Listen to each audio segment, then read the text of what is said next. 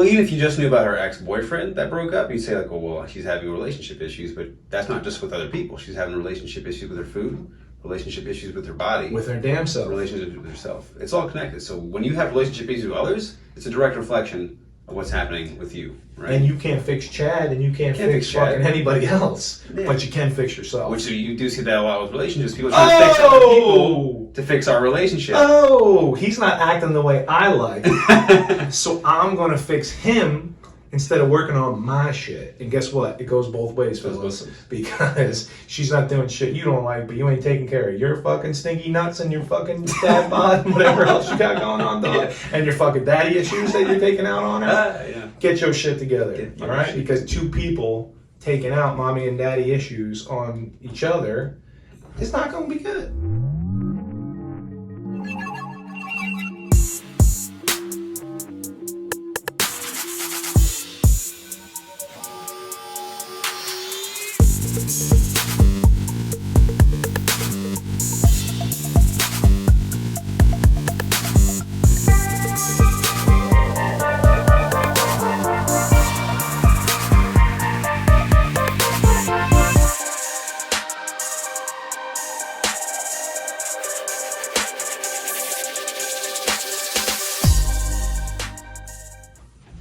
Welcome back to the Bridge Podcast. I'm Sean Nixon. Jonathan Matthew. How you feeling today, man? Today is a nice day. Today's a great day. It's a fucking beautiful day to be alive. Nice day. I'm liking it. Every day is a nice day, if you want it to be. So today we're going to have our last, what's the shit called? Series of case studies. Thank you. I didn't say it, but yeah, you're welcome. Case studies. So we went over, Maria was losing fat, Joey was gaining muscle, Bob only cared about health. Now we have Lauren, who's a college senior. Where did she go to college? Penn State University. Lauren is a college senior that only cares about performance. So Bob didn't care about performance or what he looked like. He only wanted to get off the pills. But guess what? He ended up looking and feeling a lot better, and then did a 5K and some bench pressing, and he had some sneaky performance goals. Yeah. Lauren is 21-year-old college senior at Penn State who plays soccer and some long distance running. Thinks she only wants to get faster, but as you will see, maybe some health and performance goals will help her. Health and aesthetic goals will get her to her performance goals. Yeah. So what we're saying is everything is connected, and what you think you want is not what you need to get to what you want. Yeah. All the time. Yeah. Getting to the root of why you want what you want is what you want. That's to know. the thing. What you want is to get to the root of why you want. You know what you want. She's like, I want this, but I don't want to deal with all the shit that is preventing me to get to this. I just want to work harder. Like the root of like every desire is the desire to have something, an unconscious desire. We'll say unconscious because it's a caveat. Sure, of course. Unconscious is usually. Well, you're assuming lack that you don't have. Exactly. You're not complete. I need external validation. Be it whatever through source. And we'll get through that. Precisely. So, like I said, so Bob was kind of a little fat and lazy and not training, so he had to start new habits there. Lauren has the exact opposite problem. She's doing 6 days a week practice with the team, which is normal for any sport, but she's the captain of the team, an overachiever, a hard worker, too hard for her own good. My type of people to work with, where instead of holding their hand and pushing them, yes, you have to reel them back, which is way better because then you don't have to work on work ethic and motivation. You have to work on recovery and mindset and emotional stuff, which we'll get to. But the point is, 6 days a week is her soccer practice, which is awesome. But then she goes out and fucking runs 6 more times on top of that, doing double sessions on her own, which is awesome to do your own group and personal workouts aside from the team. But it's really affecting her sleep and so many other things that we'll get to. Yeah, you always say like over training or under recovering, and there's usually a combination of both. This is a combination, thank you. Right. That's a great point. A lot for most people it's under recovering, right? Yep. But for in this specific case, it's definitely both. Yep. So she comes to us with performance goals, right? And she says, I want to be a little faster during my sprinting to be a fucking striker in soccer, and I want my mile times and my long distance times to go down, so more speed and endurance and more speed and timing. So she says, right? So then we're like, okay, how are you sleeping? How are you feeling? How are you eating? Any injuries or whatever? And then what we uncover is she's inconsistently sleeping and not sleeping well, maybe going to bed on time and waking up in the middle of the night with like some middle of the night insomnia instead of Bob what had trouble falling asleep because he was watching too much TV and whatever. She goes to sleep on time because she's a smart athlete trying to take care of herself, but because of frequently during the night, hormonal and mental reasons, emotional and mental reasons, she's waking up in the middle of the night all fucked up. Depression, okay, because she thinks to get faster she needs to lose weight and like eat lettuce and do more cardio, and lifting weights and rest days are bad, so she thinks. So she's got some amenorrhea going on, which is not good, and she's her hormonal cycle's all fucked up, and her menstrual cycle's all fucked up. She's running so much and under eating so much and under recovering so much, she has osteopenia, which is starting to lose some bone density, a precursor to osteoporosis. Once it gets to osteoporosis, obviously at her age, she should go nowhere near this. But once it gets there, I don't want to say undoable damage, but point being is with osteopenia right now and resistance training and better recovery and supplementation, we can totally build back the bone density and build some muscle and feel good. She also, which is obviously a combination of this female athlete triad type of thing that we got going on, and the no sleep and the depression and the poor performance is adrenal fatigue because she's not sleeping well, so she has to pop more caffeine and then more caffeine for the second session, and I've been there and it's not fun. And then she's developed an eating disorder, like I said, not formally anorexia. Yeah, not formally to like look like a certain way or think she's fat, but she thinks that's going to increase her performance because all she cares about is she's the captain of the soccer team, so she has her support system as the teammates and coaches, but since she's the captain, she feels shame that she can't speak out and talk to anybody about her problems within the team because it's going to make her look like not as good of a leader. She feels responsible for the whole team. The whole team, so it's which we putting it all on herself. She's putting it all on herself. And the female athlete triad too, you brought that up real quick, and that's basically, for those of you who don't know that, it's a combination of three things. It's just the osteopenia we mentioned, amenorrhea or low estrogen levels due to over extreme exercise, and then also eating disorders or disordered eating, whether that be anorexia, bulimia, or just what we talked about, a little bit more of just a body dysmorphia, right? So that combination is very common in female athletes, right? For a lot of reasons. One, like you said too, is like there's a, the performance goal of just being an athlete in general, but also just the extreme demands on the body and the hormonal needs of the body of a woman, especially at her age. Like the amenorrhea, again, that's all low estrogen. That's all, osteopenia is all low estrogen. Estrogen helps. So now she's impacting potentially her ability to have kids in the future. For sure. Hormone, we're talking about, it's all about balance. It's not about jacking it up or lowering it down. But she's imbalanced right now. And sleep will do that to you, let alone 20 sessions of workout during the week. So for like any young female athletes, or, I've worked with former female athletes who have had this, but now they're older now, they made the adjustments they needed, they recognized it. So we're just trying to help Lauren, who's in that tunnel vision right now of like senior year, a lot of stretch, she's graduating, captain of the soccer team, has some personal issues going on, which we'll get into. So the archetypal traumas that we all have as any human being from any culture is shame, betrayal, and abandonment. And she already has shame where she's knows her body is breaking down because she's pushing it too hard and she's too shameful to talk to the team and actually take a rest. But now we ask her about her personal life and she has some betrayal too because her long-term boyfriend cheated on her and left her. So she's got betrayal, abandonment, and shame. That's another female triad that men have too, but I'm joking with that. But the point is, social stuff is leading to mental stuff, which is connecting to her lack of performance. So that's definitely something that we all need to work on as far as becoming aware of traumas. And because that's something that she's so tough, because she's a hard-charging, badass athlete. She's a killer. So she's like, I don't have time to worry about this stress. I'm just going to stuff it all down and go run more. She's also 21. You remember yourself when you're 21? Dude. I believe the scientific term is a hot mess. When you're 21, and like I'm working with some young kids, you work with some young kids, you don't know what you don't know. Oh, and then you think you're bulletproof and you know everything. That's the first level. Yeah, the way I like to describe it too, like there's a weird, especially that age too, and especially someone in her position, there's a mix of two competing energies, right? Yes. There's the There's the invulnerability of youth, like this fear, like I'm invulnerable, bulletproof. But there's also, because you haven't really done anything, there's this intense fear of failure, right? And those two don't go together. They're in constant conflict. Like I'm invulnerable, but I feel but I'm afraid, which doesn't make any sense. So now you're in this. So now those compete with each other constantly until they run into something that forces one or the other to take over, and that's where you find yourself looking back. Wow, I've been in balance this whole time, and that's when we started to do the work. So we're trying to catch Lauren on the cusp of when before that happens, because just like I did and you did, and every bunch of 21-year-olds, 20-year-olds, teens do,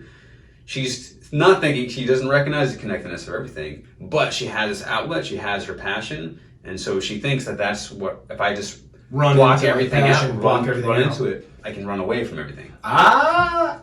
I've tried it. Your demons are always faster than you, and you fucking think you're running, you pull a hammy. That's the thing. When you feel you're invincible, and you feel like you're not enough at the same time, you done fucked up, because you want worthiness and wholeness and completeness and vulnerability, where she has the opposite, and we all have. We're not picking on Lauren here, no. But it's like, when, like you said, you think you're bulletproof, but I'm also not good enough? Contradiction in the brain. Right, so we're trying to get her to recognize that she open up to her vulnerability, the power of vulnerability, a little Brene Brown action there. Sure. And then also to accept first become aware of it, that, hey, we're doing too much. And I've had plenty of... Too much. I've had plenty of too much. Plenty of too much. Too much is never enough. An abundance of overdoing it. All right? So I get it, because she's a badass and she thinks more is more. And we're here to tell you more is not more. I don't want to say less is more, because that sounds cliche, but just pulling the reins back, like you said, and pointing her in the right direction. We're going to get some adaptogenic herbs and some more chill time and some more rest time. But like I said, she's... So goals, she thinks, is just losing weight to be faster, because we're still going to get to what she says she wants. Yeah, if the goal's still there. The goal of being faster and performance, we're going to get there. Yeah, we're changing that goal into a symptom of what we're doing, right? Boom. It's a result. Just like Bob was, right? The weight loss. Great point.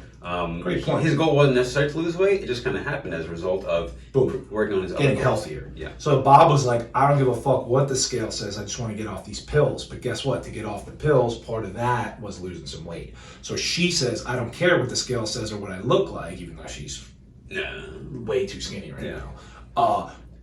She's like, I just want my performance to go up. So her performance is going to go up when we fix her mental stuff, hormonal stuff, and the scale and the muscle goes up, then her performance. When we say way too skinny, we mean she's skinny as a result of unhealthy behavior. Perfect. You know, because there's a difference between being big naturally skinny and doing healthy things, or driving yourself. Joey. Yeah, Joey was skinny, he just wasn't eating enough. Exactly. I can't tell her to eat more. Yeah, exactly, right. Dude, your dog died, your boyfriend cheated on you, you fucking haven't had your period in 6 months, you're a senior in college, fucking tripping 60 out. miles an hour every day. And I'm like, you need a fucking protein shake. And go to school.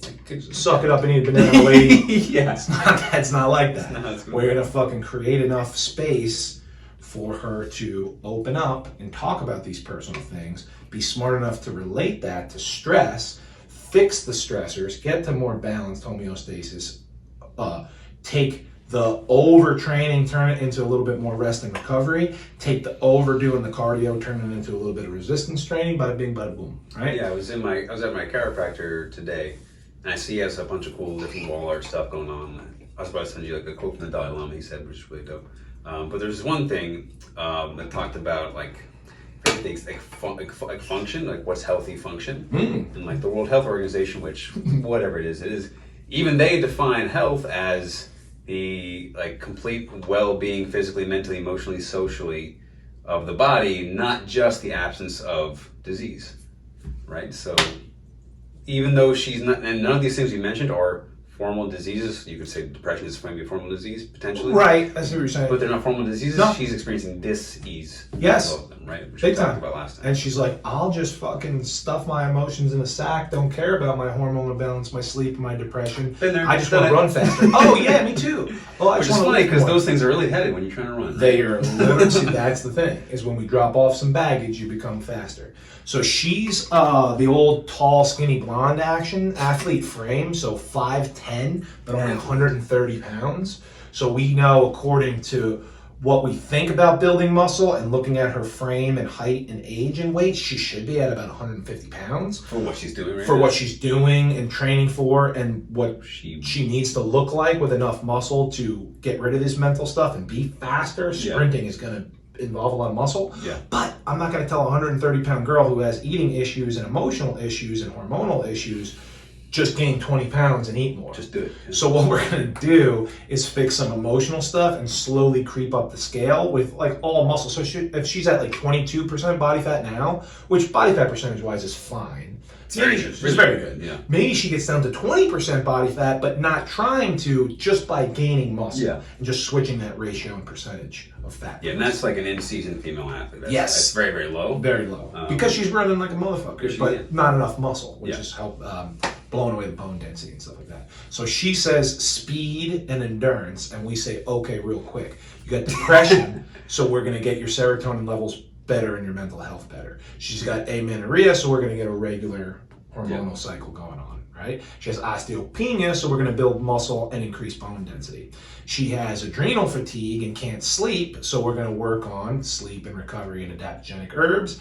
And like you said, the eating disorder isn't, oh my God, I'm fat, even though my ribs are hanging out and I'm eating too much. It's, I think my performance is going to be better if I eat lettuce and run on the treadmill more. It's not necessarily body dysmorphia. It's not necessarily body dysmorphia. It's just thinking about food wrong and a not good relationship. And then she's stressed from her boyfriend situation, ex-boyfriend now, because we fucking kicked him to the curb, fucking Chad, playing lacrosse and banging softball porkers and whatever.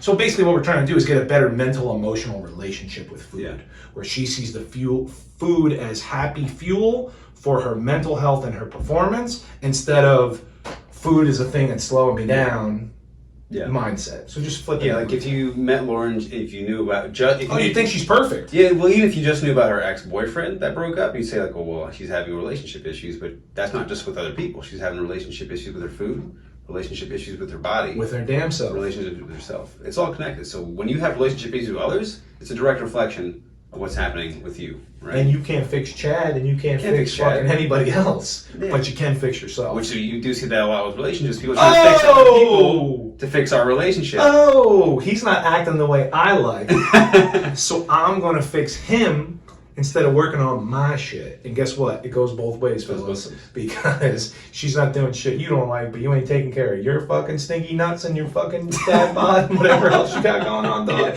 And your fucking daddy issues that you're taking out on her. Get your shit together, all right? Because two people taking out mommy and daddy issues on each other, it's not going to be good. He's bad. Take my word for it, that one. So what we're going to do is phase one for her. We're like, okay, how are you eating? Oh, don't worry about it. My diet is perfect, Lauren says with confidence, which we've all seen before. And I go, perfect diet. Question mark. Circle. Circle. Sharpie. That's where we were at before the fucking FBI kicked in the door. They were telling too much truth again. All right? So the fucking NSA can't stop us now. We're back. Pirate radio style. She says her diet is perfect. So we write ha ha ha ha ha ha in the margin and fucking circle it to come back to it, because we've all seen and said it before. So we tell her, this is what we're going to do. We're going to add some supplements that are going to help your whole hormonal system, because you're fucking up a little bit. And then you're just going to become aware of what you eat that you think is perfect, and you're going to write everything down. And maybe the food choices are good. That's why she thinks it's perfect, because it's healthy, but she's totally under eating, specifically fats. Yep. She thinks fat make you fat, and we'll Fats is bad. Not going to be true. So what we're going to do is we're going to add high dose of high quality fish oil, because not only is she inflamed, but she hasn't had an omega-3 fat since she had fucking guacamole 4 years ago once, because she's just avoiding fats. Joey can always party at the baseball house. Right, at the baseball house, precisely. The biggest thing, so hormones are all fucked up, mental health is all fucked up, and bone density, because she's not taking no vitamin D's. So now we're going to get on the vitamin D. Adrenal glands are all smoked, and endocrine system is all smoked. So we're going to get her on some magnesium as well, similar to Bob. But dissimilar to Bob, we're going to add some adaptogens, adaptogenic herbs. An adaptogen? In supplement form. Once again, that's kind of bringing you to balance and homeostasis, where it's not necessarily speeding you up or slowing you down. It's balancing out your hormones, specifically the adrenal glands.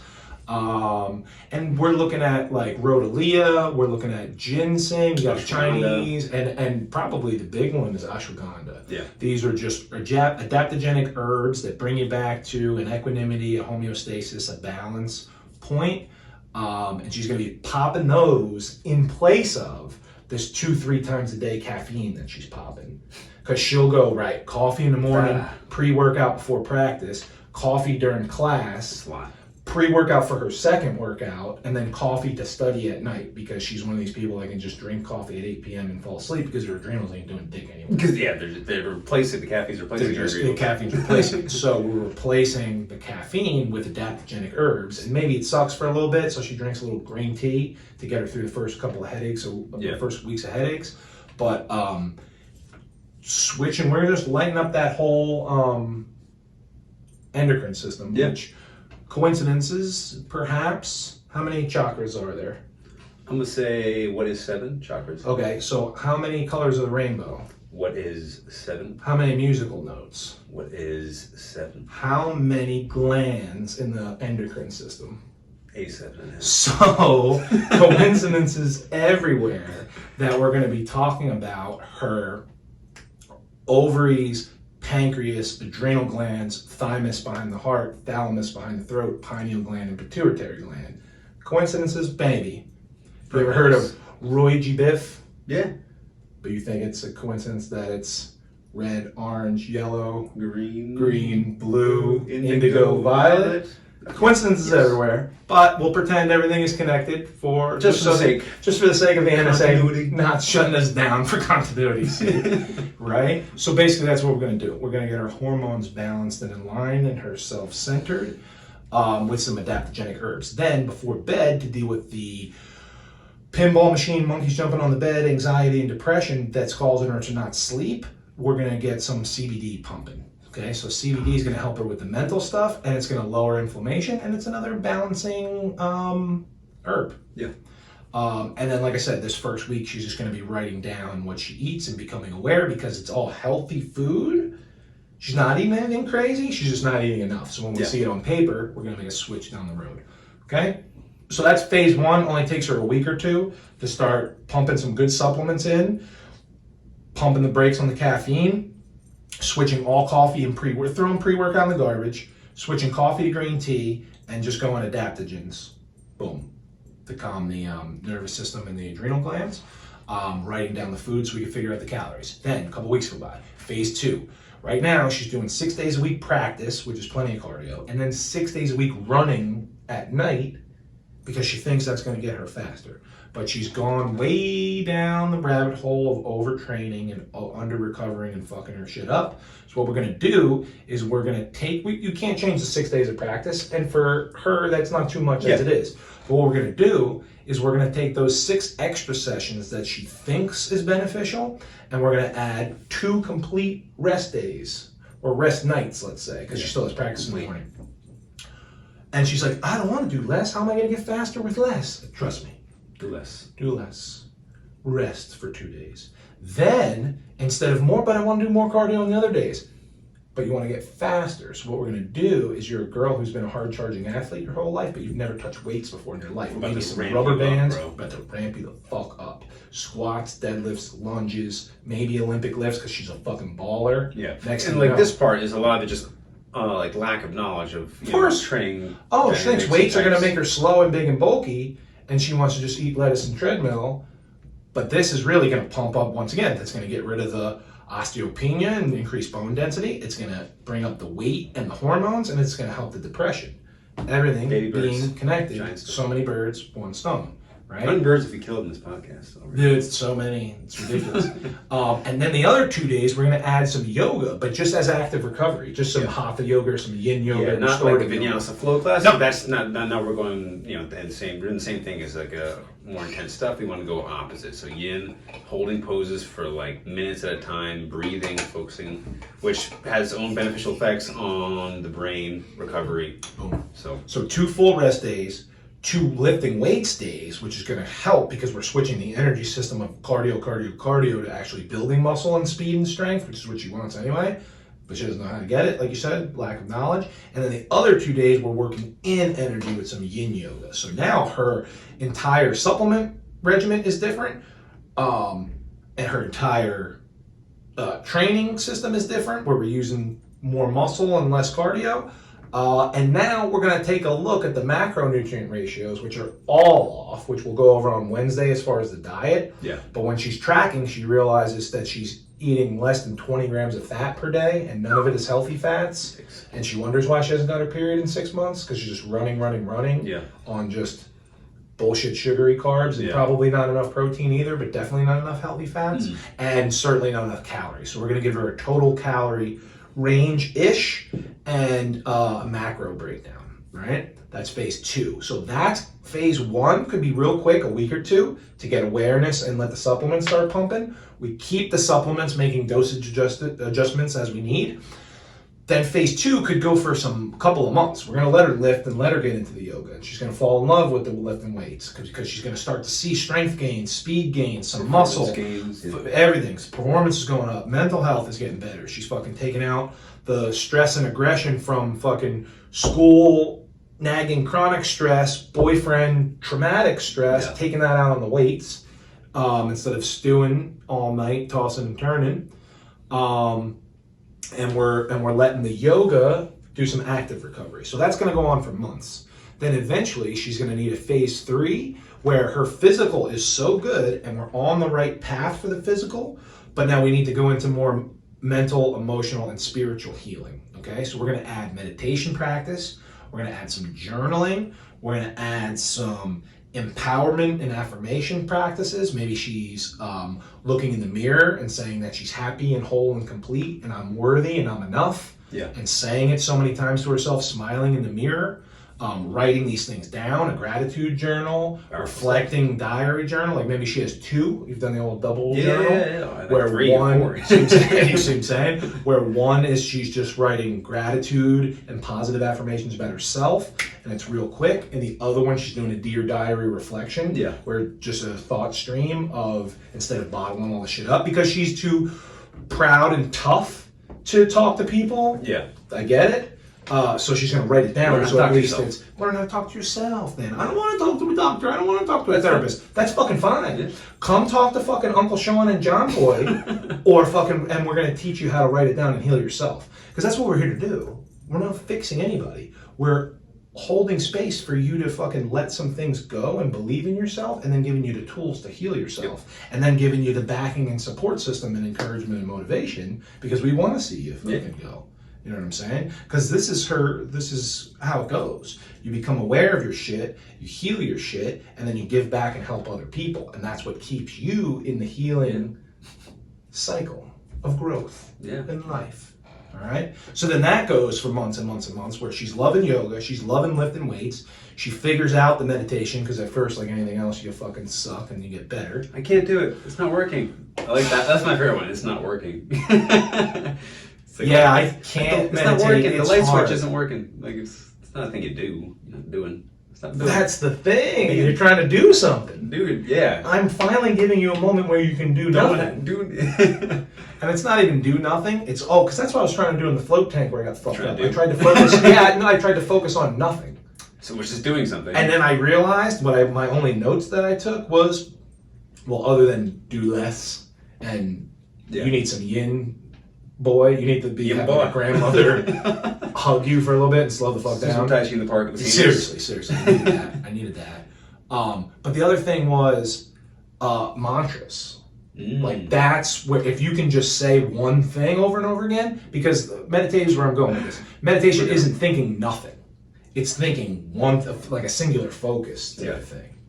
And then from that singular focus, so like an article I just wrote talks about, using the yantra, which is like kind of like a mantra or something like that, but you see them have like a little black dot, or the stare at? Hakala meditation too in Hawaii, the kahunas you would use.